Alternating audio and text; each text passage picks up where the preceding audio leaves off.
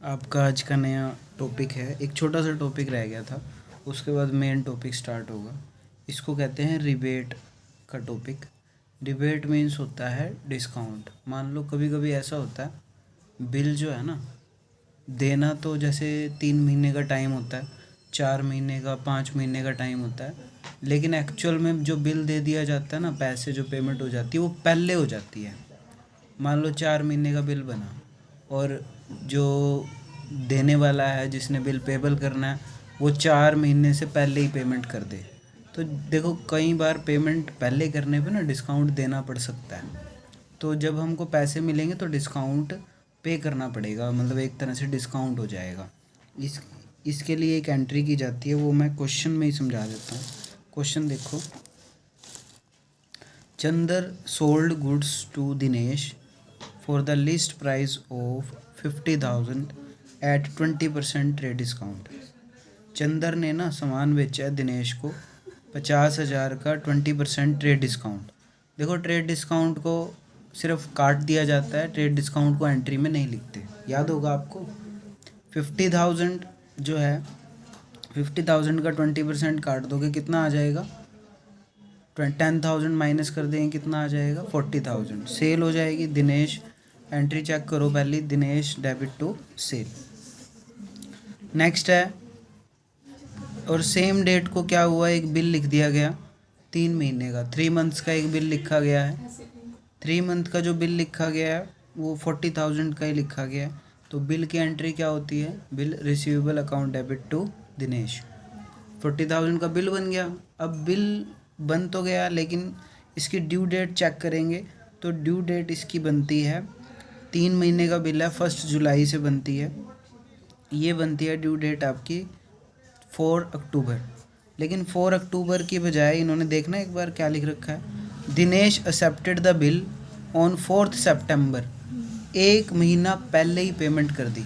Date क्या बन रही है? 4 अक्टूबर एक्चुअल में, और बिल जो है 1 महीना पहले ही पेमेंट हो रहा है। तो जब आप पहले पैसे ले रहे हो तो आपको कह रहा है 15% डिस्काउंट देना पड़ेगा 1 मंथ का। चेक करो, डिस्काउंट निकाल भी रखा है इन्होंने। 40,000 इंटू 15/100 इंटू 1/12, 500 रुपये का डिस्काउंट देना पड़ेगा।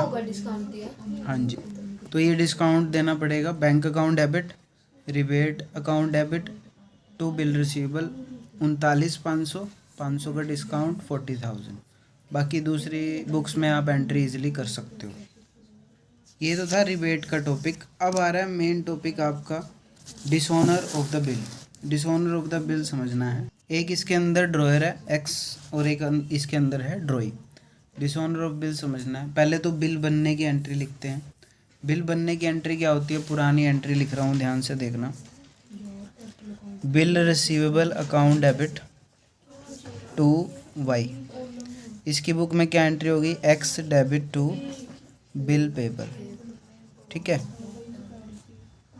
बिल बन के तैयार हो गया। अब बिल ना, जो भी ड्यू डेट आई, बिल हो गया cancel.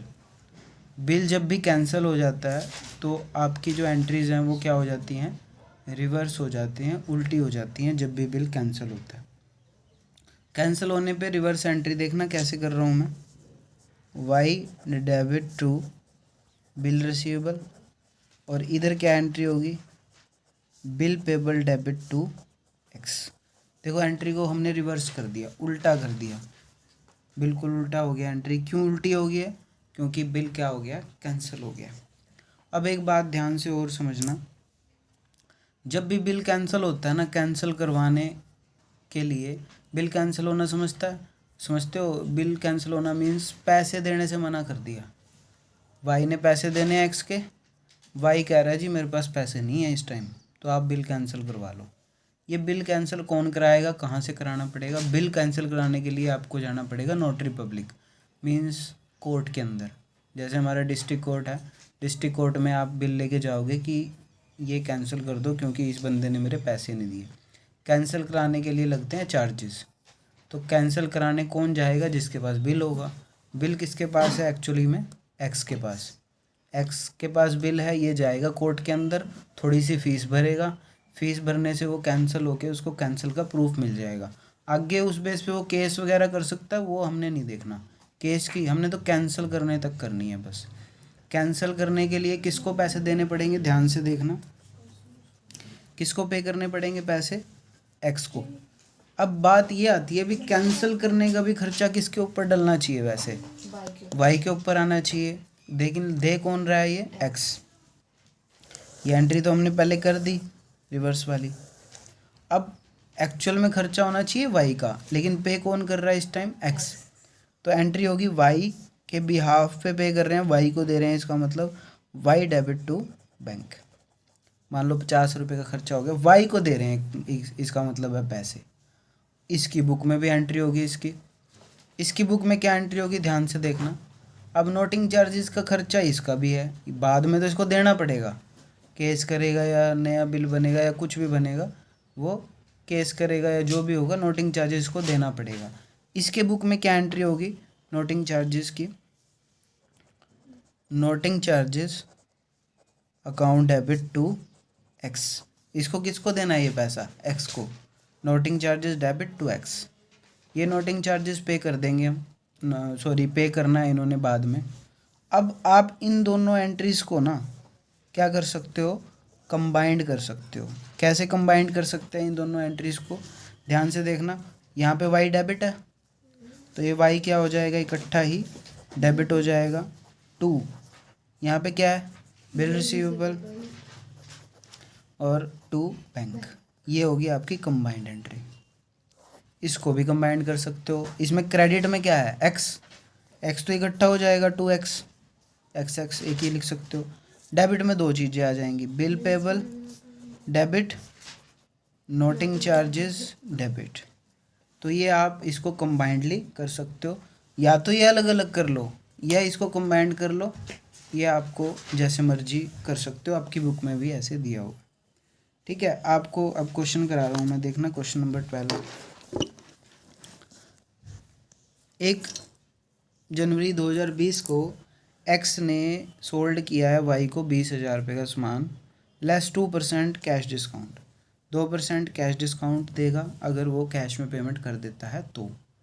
Y paid 50% price immediately, 50% अभी दे दिए 20,000 का, 50% कितना बनेगा, 10,000, 10,000 बनेगा ना, हाफ। और हाफ पे ही आपको कैश डिस्काउंट देना है। 10,000 का 2% कितना बनेगा, 2%। 10,000 का 2% बनेगा 200 रुपये, 200 रुपये। एक बार चेक करना एंट्री यहीं तक बस। वाई डेबिट टू सेल, 20,000 की सेल हुई है, कैश मिला कितना, half. Cash count debit 9800, discount कितना 200, और टू वाई कितने 10,000 रुपये टोटल। अभी यहाँ तक एंट्री हुई है सिर्फ, अभी क्वेश्चन को कंप्लीट नहीं पढ़ा मैंने। आगे देखो, आगे X drew bill for the 2 month for the balance, 2 महीने का बिल बना दिया एक्स ने। This bill is duly accepted by Y, Y ने भी एक्सेप्ट कर लिया इसको, मतलब कंप्लीट हो गया काम। कितने महीने का बिल बना है, 2 महीने का। 1 जनवरी से 2 महीने की ड्यू डेट निकालना, जनवरी, फरवरी, मार्च। 1 मार्च, 1 मार्च प्लस 3 दिन, 4 मार्च, 4 मार्च का दिन बनेगा।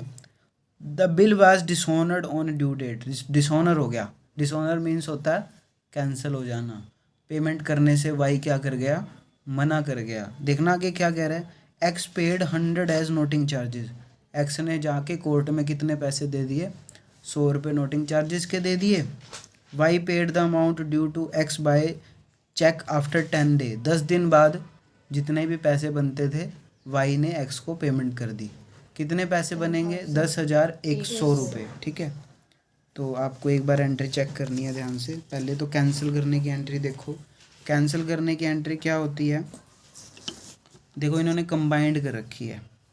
Y debit to bill receivable to cash, Y के 10,100, टू बिल रिसीवेबल कितने का था, 10,000 का, और नोटिंग चार्जेस के कितने पे किए हैं, 100 रुपये। बैंक भी लिख सकते हो, कैश भी लिख सकते हो, वो आपकी मर्जी है।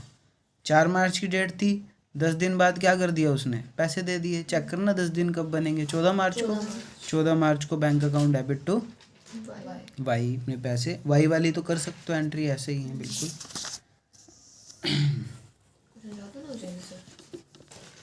बिल कैंसिल होने के बाद ना रिन्यू होता है। रिन्यू का मतलब कभी कभी ऐसा होता है, वाई जैसे पर्सन क्या देता है, कहता है भी आप ना अभी तो मैं पैसे नहीं दे पाऊँगा, 2 महीने बाद दे दूँगा पैसे आपके, तो आप ना एक नया बिल बना लो और मैं उसको साइन करके दोबारा दे दूँगा।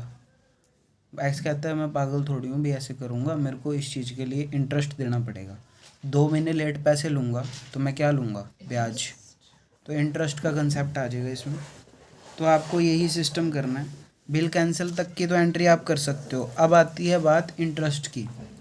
देखो इंटरेस्ट ना 2 तरह से पेमेंट हो सकता है, या तो अभी पहले इंटरेस्ट दे दे फिर नया बिल बना लियो, या इंटरेस्ट भी बाद में ले, मतलब बिल जब लास्ट में अगले 2 महीने बाद पेमेंट होगी तब ले ले।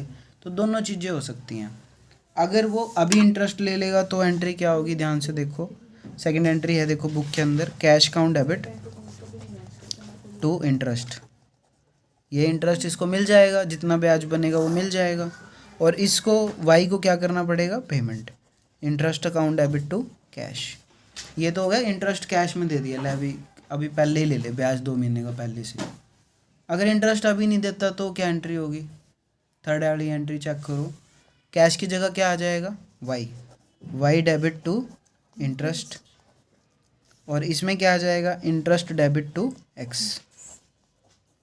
मतलब ये बाद में देगा। अब नया बिल जैसे पुराना बनता था वैसे नया बनेगा। कैसे बनता था bill, bill receivable account debit to Y, same bill receivable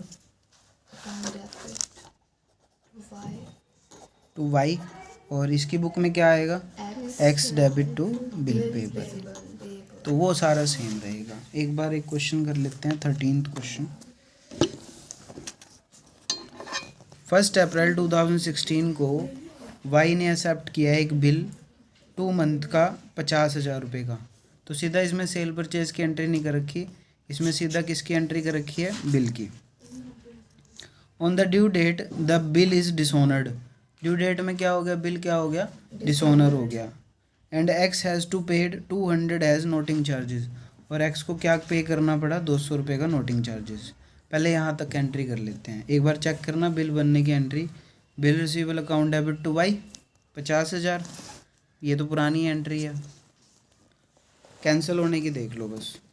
Y debit to bill receivable to cash, 50,200 रुपये की एंट्री होगी, 200 रुपये उसको नोटिंग चार्जेस पे करना पड़ गया। अब क्वेश्चन को पूरा रीड करते हैं, ध्यान से देखना। 4 जून 2016 को bill X Y request X to draw a new bill for the amount due. Y कहता है जी एक्स को रिक्वेस्ट है कि आप एक नया बिल बना लो, मैं अभी पैसे नहीं दे पाऊँगा। X agreed to draw a new bill for 73 days, और कितने दिन का बनेगा वो, 73 डेज़ का बनेगा अब की बार। और चार्ज कितने करने हैं, 18% इंटरेस्ट चार्ज करके, और इंटरेस्ट इन कैश लिखा हुआ है, और इंटरेस्ट किस में पे कर देगा, कैश में, अभी दे देगा वो।